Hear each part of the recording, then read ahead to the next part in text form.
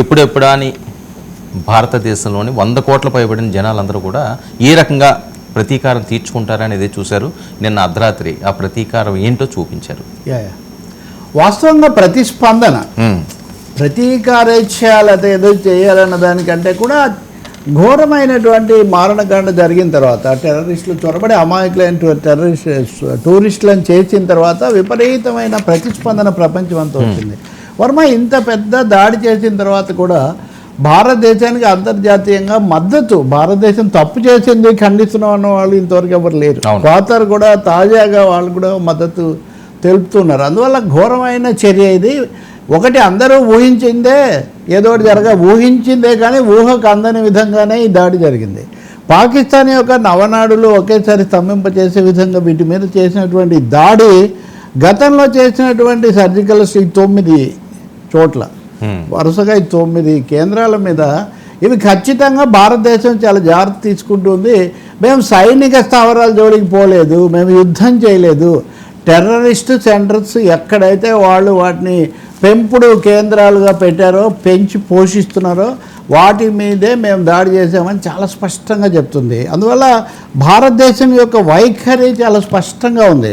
ఇంకోటి కూడా గతంలో ఊరి, బాల్కోట అట్లాంటి వాటితో పోలుస్తున్నారు, కానీ అది కాదు. ఇది ఇక్కడ అవి సైనిక కేంద్రాల మీద ఉగ్రవాదులు వచ్చి హ్యూమన్ బాంబ్స్, ఆత్మాహుతి, అది కాదు కదా.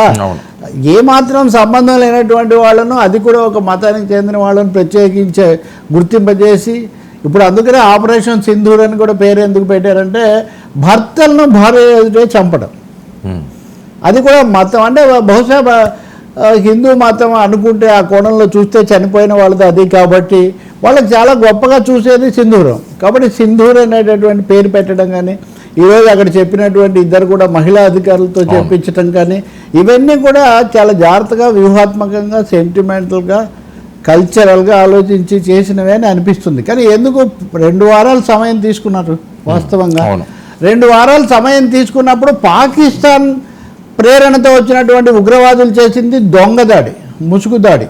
అది హత్యాకాండకు వాళ్ళు అక్కడ పథకం వేశారు. కానీ ఇక్కడ అది కాదు. భారతదేశం కుల్లంకుల్లా ప్రపంచం అంతటి ముందు చెప్పి మరి, ప్రధానమంత్రి మాట్లాడి మరి, దేశమంతా మాక్ డ్రిల్స్ చేస్తామని ప్రకటించి మరి చేశారు.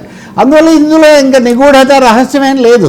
దీనికోసం అంతర్జాతీయంగా ఐక్యరాజ్య సమితి భద్రతా మండలి వేదిక మీద కూడా నిన్న చర్చ చేసినప్పుడు అసలు తీర్మానం కూడా చేయలేదు. పాకిస్తాన్ వెళ్ళి మీరు నా దగ్గరకు వచ్చి ఫిర్యాదు చేసిన తర్వాత, నేను విన్న తర్వాత ఏదో ఒక తీర్పు చెప్పడానికి కూడా లేదంటే పాకిస్తాన్ ఏకాకి మాత్రమే కాదు, ప్రపంచ దేశాల యొక్క తీవ్రమైన అభిశంసనకు గురైనటువంటి ఒక పరిస్థితి.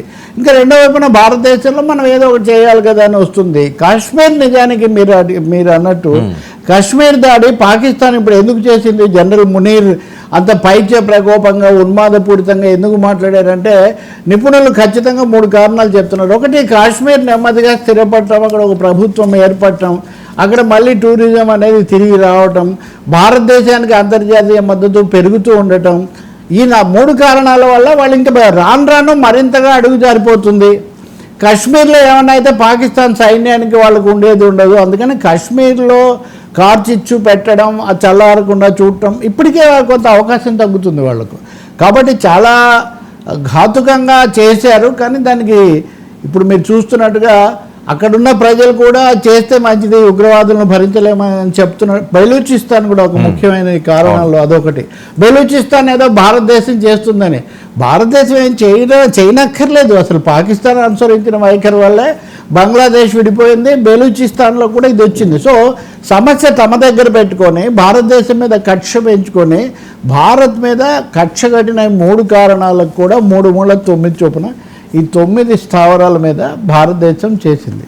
కాబట్టి ఎమోషనల్ కాదు, ఇది చాలా ప్లాన్డ్, వెల్ ప్లాన్డ్. ఎంత వెల్ ప్లాన్డ్, ప్రిసైజ్ అటాక్ అంటే చూస్తున్నారు కదా ఆయుధాలు, ఆ మిసైల్స్ కానీ అవి చాలా 250 కిలోమీటర్ల వరకు ఇంకేమాత్రం తప్పిపోకుండా, ఆ డ్రోన్స్ కూడా చాలా అక్కడ జరిగే వాటన్నిటి కూడా ముందే పచ్చిగట్టగలిగినవి.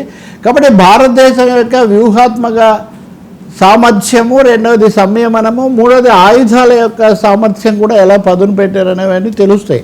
ఇది నిస్సందేహంగా నిర్ఘాంతపరిచింది. చాలా రోజులుగా ఇదిగో పులి అదిగో పులి అన్నట్టుగా భారతదేశం ఇలా చేస్తుంది అలా చేస్తుంది అని పాకిస్తాన్ సైనిక కూటమి బెదరగొడుతూ ప్రపంచాన్ని అంతా కూడా ఏదో వీళ్ళ మీద ఫిర్యాదు చేస్తూ వచ్చింది. కానీ తీరా ఎవరి మీద వాళ్ళు ఫిర్యాదు చేశారో వాళ్ళే దాడి చేసేసరికి ఏం చేయలేకపోయింది ఇప్పుడు. కాబట్టి ఇప్పుడు ఏం చేస్తున్నారు మీరు చూడండి, భారతదేశం మేము పౌరుల మీద కానీ సైన్యం మీద కానీ దాడి చేయలేదు అని మన సైన్యం కానీ ప్రభుత్వం కానీ చెప్తుంటే వాళ్ళు నేరుగా వచ్చి పౌరుల మీద దాడి చేస్తున్నారు. ఇక్కడ గుర్తించాల్సిన అంశం ఏమంటే 10 రోజుల్లో మనం సైన్యం వ్యూహం ఏంటి వీటి మీద చర్చ భారతదేశంలో ఎక్కువ ఫోకస్ అయింది. కానీ పాకిస్తాన్ సైన్యం ఈ 15 రోజుల నుంచి కూడా సరిహద్దుల్లో ఎల్ఓసి దగ్గర కాల్పులు జరుపుతూనే ఉన్నారు వాళ్ళు. అవును, నిన్న కూడా చేశారు. ముగ్గురు చనిపోయారు. భారతదేశం కూడా 6 గంటల నిర్ణయం తీసుకోవడానికి ముందు 3 సివిలియన్స్ పౌరులు చనిపోయారని ఒక ప్రకటన వెలువడింది. మీరు చూడాలి. అంటే ఎప్పుడైతే సైన్యం ఎల్ఓసి దాటి వచ్చి సరిహద్దు దాటి వచ్చి వస్తుందో అప్పుడు ఒక దేశానికి ఆటోమేటిక్గా ఆత్మరక్షణ పౌరులకు సంబంధించింది వస్తుంది. కాబట్టి ఇప్పుడు కూడా ఇంత సూటిగా వెళ్ళి గేదెలు కూడా చనిపోయాయి అక్కడ దాడులు అంటే వాళ్ళు చేయగలిగింది ఏంటి? భారతదేశమో ప్రపంచానికి చెప్పి ఒక క్రమ పద్ధతిలో సైన్యాన్ని త్రివిధ దళాలను సిద్ధం చేసింది. ప్రధాని స్వయంగా ఈ చర్చలు వీటన్నిటిలో కూడా పాల్గొన్నారు.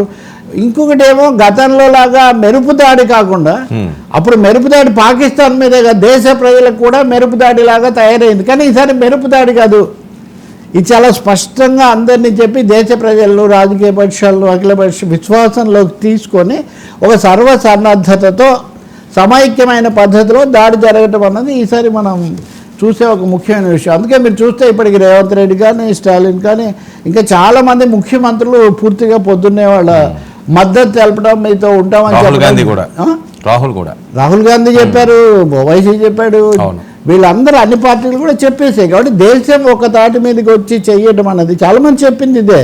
కశ్మీర్లను దేశాన్ని ప్రపంచ మద్దతు, భారతదేశానికి అపారమైన నైతిక మద్దతు ఉంది. నైతిక మద్దతు, సైనిక సన్నద్ధత, military preparedness and moral political support, ఈ 2 కూడా భారతదేశాన్ని చాలా అజేయమైన స్థానంలో నిలబెడుతున్నాయి ఇప్పుడు. అందుకనే ఇది తప్పకుండా ఇది ఎలా జరుగుతుంది, వాళ్ళ స్పందన అంటారా, వాళ్ళు ఏమన్నారు? ఓకే.